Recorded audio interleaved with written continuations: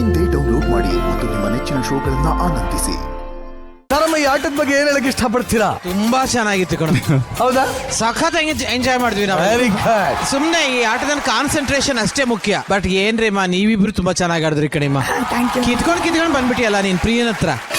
ಅವ್ರು ಮುಟ್ಟಿದ ತಕ್ಷಣ ಅಳದೆ ಹಾ ಅಂತೇಳಿ ಕಿತ್ಕೊಂಡು. ಬಟ್ ತುಂಬಾ ಚೆನ್ನಾಗಿ ಆಡಿದ್ರಿ, ತುಂಬಾ ಖುಷಿ ಪಟ್ವಿ, ಸಾಕಾಗಿತ್ತು. Thank you. ಶರಣ್ ಸರ್, ನನಗೆ ಬಹಳ ಮಜಾ ಕೊಟ್ಟಿದ್ದು ಆಟ ಇದು. ಯಾಕಂದ್ರೆ ಇಲ್ಲಿ ಆಕ್ಚುಲಿ ಕಾಂಪಿಟೇಷನ್ ಅಂತ ಬಂದಾಗ ಏನೋ ಚಿಕ್ಕದಾಗಿ ಅವ್ರಿಗೆ ಇದು ಮಾಡ್ಕೊಂತಿದ್ರೆ ಕಿತ್ಕೊಳ್ಳೋದು ಅವೆಲ್ಲ ಇದೆಯಲ್ಲ, ನಾನು ಅದನ್ನೇ ಗಮನಿಸ್ತಾ ಇದ್ದೆ. ಯೂಶಲಿ ಇಲ್ಲಿ ಟಕ್ಕಂತ ಇಲ್ಲೊಂದ್ಸಲ ಪಿಂಚ್ ಆಗ್ಬಿಡುತ್ತೆ. ಇವು ಆಟಗಳೆಲ್ಲ ಹಂಗೇನೆ. ಇಂಥ ಆಟಗಳಲ್ಲಿ ಎಸ್ಪೆಷಲಿ ಸ್ವಲ್ಪ ಪಿಂಚ್ ಆಗೋವಂಥದ್ದು. ಬಟ್ ಏನ್ ಗೊತ್ತಾ, ಅವ್ರು ಗೆದ್ಕೊಂಡು ಈ ಕಡೆ ಬರ್ತಿದ್ದಂಗೆ ನಿಮ್ಗೆ ಏನಾರು ಆಯ್ತಾ ಅಂತ ಕೇಳಕ್ ಬರ್ತಾ ಇದ್ರು ರೀ. ಅದು ಸ್ಪೋರ್ಟ್ಸ್ಮ್ಯಾನ್ಶಿಪ್. ಅಲ್ಲಿ ನನಗೆ ಬಹಳ ಖುಷಿ ಆಗಿದ್ದು. ಅವಾಗಲೇ ಅನ್ಕೊಂಡೆ ನಾನು, ಎಲ್ಲ ಸಖತ್ತಾಗಿ ಫೋಕಸ್ಡ್ ಆಗಿ ಇದ್ರು. ಆಟಕ್ಕೆ ಬೇಕಾಗಿರುವಂತದ್ದು ಕಾಂಪಿಟೇಷನ್ ಅಲ್ಲ, ಕಾನ್ಸಂಟ್ರೇಷನ್ ಅನ್ನೋದು ಈ ಆಟದಿಂದ ಗೊತ್ತಾಯ್ತು ನನಗೆ. ಹೆಂಗೆ ಸರ್, ಕೋಪ ಬಂದಿದ್ದ ವಿಚಾರ ಏನ್ ಹೇಳಿ ಸರ್? ಬೆಸ್ಟ್ ಆಂಕರ್ ಅಂದ್ರೆ ಈ ಒಬ್ಬ ಯೋಚನೆ ಮಾಡ್ತಾ ನಿಂತ್ಕೊಬಿಟ್ಟಲ್ಲ ಸರ್. ನನ್ನ ಬಗ್ಗೆ ನೀವೇ ಒಂದ್ ಮಾತು ಹೇಳಿ ಸರ್ ಪ್ಲೀಸ್ ಸರ್. ಇಲ್ಲ, ಅವ್ರಿಗೆ ಕನ್ಫರ್ಮ್ ಆಗ್ಬಿಟ್ಟಿದೆ. ಏನಂತ ಸರ್? ನೀವು ಅಲ್ಲ ಅಂತ. ಈ ಪ್ರಶ್ನೆನ ನಿಮ್ಮನ್ನ ಕೇಳಿದ್ವಲ್ಲ, ನಿಜಾಲು ಈ ಬೆತ್ತ ಈ ಆಟದಲ್ಲಿ ತುಂಬಾ ಕಷ್ಟವಾದ ಹೇಳ. ಏನ್ ಸರ್ ನೀವು ಮಾಡಿದ್ರೆ ಗೊತ್ತಾ? ಕನ್ಫ್ಯೂಷನ್. ನಿಜವಾಗ್ಲೂ ನಿಮ್ದೇ ಸಖತ್ ಕಷ್ಟ ಆಗಿದ್ದು. ಅವರು ರನ್ನರ್ ಅಪ್ ಆಗಿರ್ಬೋದು, ಇವ್ರು ವಿನ್ನರ್ ಆಗಿರ್ಬೋದು. Niranjan Deshpande super winner.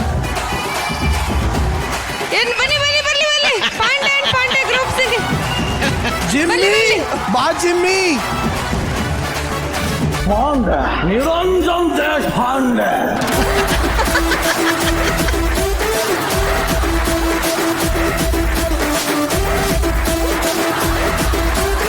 Sir ಇನ್ನೊಂದ್ಸಲ ಹೇಳಿ ಸರ್. ನಾನು ಎಲ್ಲ ಸುತ್ತಾಡ್ಸ್ಕೊಂಡು ನಾಗರಬಾವಿ ಜಯನಗರ ಎಲ್ಲ ಸುತ್ತಾಡಕ್ ನನ್ ಕೈಲಿ ಆಗಲ್ಲ ಅಣ್ಣ. ಇಲ್ಲ ಸರ್, ಇಲ್ಲ ಸರ್, ನನ್ ಕೈಲಿ ಆಗಲ್ಲ ಅಣ್ಣ. Okay okay. ಜಿಮ್ಮಿ ಜಿಮ್ಮಿ ನೀನ್ ನನ್ನ ಹತ್ರ ಇರು. ಅವ್ರ ಕಡೆ ಒಂದು ರೂಮ್ ಹಿಂಗ್ ಹೇಳಿದ ತಕ್ಷಣ ಹಿಂಗ್ ತಿರುಗೋಬೇಕು. ಅಲ್ಲ, ಈ ಉಲ್ಟಾ ಬರ್ಬೇಕದು ಆಕ್ಚುಲಿ. ಹೌದಾ ಸರ್? ಆ ಉಲ್ಟಾ ಬರ್ಬೇಕು. ಹಂಗಾರೆ ಅಲ್ಲಿಂದ ಇಲ್ಬಾ ಜಿಮ್ಮಿ ಪ್ಲೀಸ್. ರನ್ನರ್ ಅಪ್ ಅವ್ರಾಗಿರ್ಬೋದು, ವಿನ್ನರ್ ಇವ್ರಾಗಿರ್ಬೋದು, ಆದ್ರೆ ಸೂಪರ್ ವಿನ್ನರ್ ನಮ್ಮ Vishal Hegde.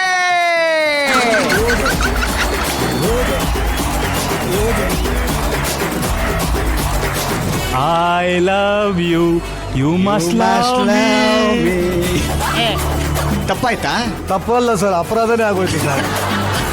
One more. Ready. Runner up ಅವ್ರಾಗಿರ್ಬೋದು, ವಿನ್ನರ್ ಇವ್ರಾಗಿರ್ಬೋದು, ಆದ್ರೆ ಈ ಪಂದ್ಯದ ಸೂಪರ್ ವಿನ್ನರ್ ನಿರಂಜನ್ ದೇಶಪಾಂಡೆ. ಅಮೂಲ್ಯಗೆ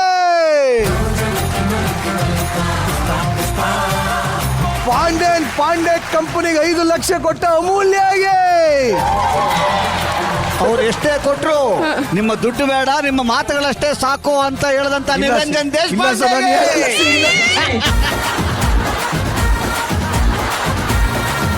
ಒಟ್ಟಲ್ಲಿ ಇಬ್ರು ಬಹಳ ಚೆನ್ನಾಗಿ ಆಡಿದ್ರಿ. ವಿನ್ನರ್ಗೆ ಪ್ರೈಸ್ ಕೊಡುವಂತ ಸಮಯ. ಪ್ರಪಂಚದಲ್ಲಿ ಫಸ್ಟ್ ಟೈಮ್ ಕೂತು ಸನ್ಮಾನ ಮಾಡ್ತಾ ಇದೀವಿ. ಬರ್ಲಿ ಪ್ರೈಸು. ಮುಟ್ಟಿ ನೋಡು, ಎತ್ಕೊಂಡು ನೋಡು. ಆಟದಲ್ಲಿ ರಾಜ್ಯ ಮಟ್ಟದ ಪ್ರಶಸ್ತಿ ಗೆದ್ದಿರುವ ಶೈಲೇಶ್ ಹಾಗೂ ರೂಪಶ್ರೀಗೆ ಶಿಲ್ಪಾ. ಅವ್ರ ಹೆಂಡತಿದೆ ಹೆಸರೇ ಚೇಂಜ್ ಮಾಡ್ಬಿಟ್ಟಿ ಅಲ್ಲ. ಶೈಲೇಶ್ ಖುಷಿ ಆಯ್ತು ನೋಡಿ. ಮುಟ್ಟೋಡು, ಎತ್ಕೊಂಡು ನೋಡು. ಈ ಆಟದಲ್ಲಿ ರಾಜ್ಯ ಪ್ರಶಸ್ತಿ ವಿಜೇತರಾಗಿರುವಂತ ಶಿಲ್ಪಾ ಹಾಗೂ ಶೈಲೇಶ್ ಅವರಿಗೆ ಈ ಒಂದು ಪ್ರಶಸ್ತಿ.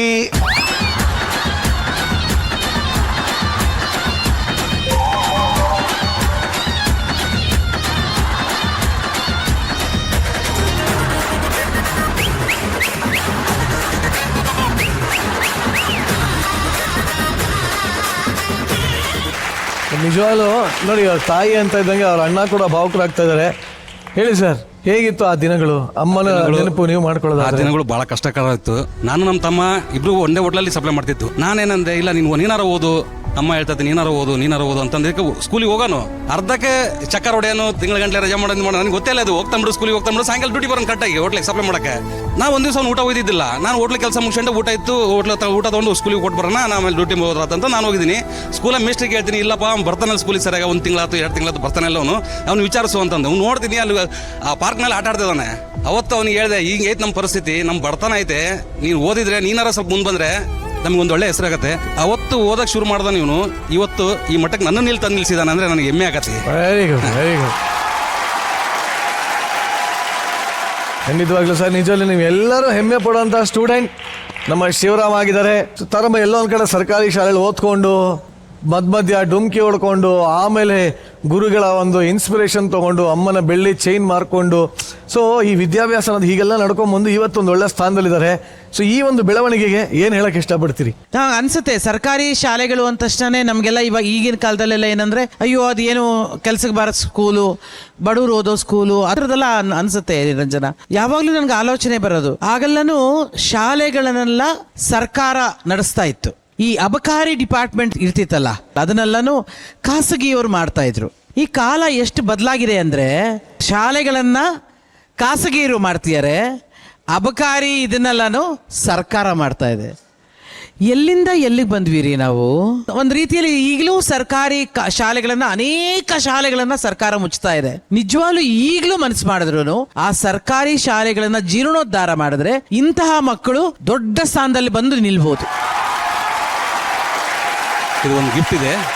ಕಡೆಗಾಲದಲ್ಲಿ ನಮ್ಮ ತಾಯಿಯವರು ಹುಟ್ಟಂತ ಸೀರೆ ಇದು. ಈ ಗಿಫ್ಟ್ ಕೊಡೋಕೆ ಅವ್ನಿಗೆ ಕೊಡೋಣ ಅಂತಂದು 15 ವರ್ಷದಿಂದ ನಾನು ಕಾಪಾಡ್ಕೊಂಬಂದಿದ್ದೆ. ಒಂದು 5 ವರ್ಷ ನಮ್ಮ ಅಕ್ಕ ಕಾಪಾಡ್ಕೊಂಬಂದಿದ್ಲು. ನಮ್ಮ ಅಕ್ಕ ಆದ್ಮೇಲೆ ನಮ್ಮ ಮನೆಯವರು ನಾನು ಬೇಕು ಇಸ್ಕೊಂತ ಸೊಸೆ ಇಸ್ಕೊಂಬಂದ್ಲು. ಈಗ ನಮ್ಮ ತಮ್ಮನಿಗೆ ಕೊಡೋಣ ಅಂತ ನಾನು ಆಸೆ. ಅಮ್ಮನ ಸೀರೆನಾ ಇದು? Oh that's so nice. ಇದು ನಮ್ಮಮ್ಮ ಉಡ್ತಿದ್ದಂಥ ಸೀರೆ, ಅದು ನಮ್ಮ ಅಣ್ಣ ಕಾಪಾಡ್ಕೊಂಬಂದಿರೋದು ತುಂಬ ಗ್ರೇಟ್. ಆ್ಯಕ್ಚುಲಿ ನಾನು ಏನು ನಮ್ಮಮ್ಮನ ನೆನಪಿಗೆ ಏನೂ ಇಲ್ಲ ಅಂತ ಅಂದ್ಕೊಂಡಿದ್ದೆ. ನಮ್ಮಮ್ಮ ನೀವಾ ಚಿಕ್ಕವನಿದೇನಿಲ್ಲ ಅದು ನಾನು, ಅದು ದೊಡ್ಡಣ್ಣ ಅವ್ರು ತೀರ್ಕೊಂಡಿದ್ದಾರೆ ಇಬ್ರು. ಇಲ್ಲ ಅಮ್ಮನೂ ಇಲ್ಲ ಅಣ್ಣ ಇಲ್ಲ, ಬಟ್ ಇನ್ನೊಂದು ಸೊ ಅಮ್ಮ ಉಟ್ಟಂತ ಸೀರೆ ಸೀರಿಯಸ್ಲಿ ಇದು ಅಮ್ಮ ಉಟ್ಕೊಂಡಿದ್ದು. ಇದು ಒಂದೇ ನಮಗೆ ಆಸ್ತಿ ಅನ್ನೋದಿರೋದು, ಬೇರೆ ಏನೇ ನಮಗೆ ನೆನಪಿಗೆ ಯಾವುದೂ ಇಲ್ಲ. ಮತ್ತೆ ಫೋಟೋ ಇರೋದು ಅದು ಒಂದೇ, ಮತ್ತೆ ಬೇರೆ ಯಾವ ಫೋಟೋನೂ ಇಲ್ಲ. ಅಯ್ಯೋ ಇರೋದೇ ಒಂದು ಫೋಟೋ. ಐ ಥಿಂಕ್ ಇದು ದೊಡ್ಡ ಆಸ್ತಿನೇ. ಇದು ತುಂಬಾ ನನ್ನ ಜೀವನದಲ್ಲೇ ದೊಡ್ಡ ಗಿಫ್ಟ್. ಆಕ್ಚುಲಿ ನಾನು ಏನೂ ಇಲ್ಲ ಅಂತಂದ್ರೆ ಅಮ್ಮನ ನೆನಪಿಗೆ.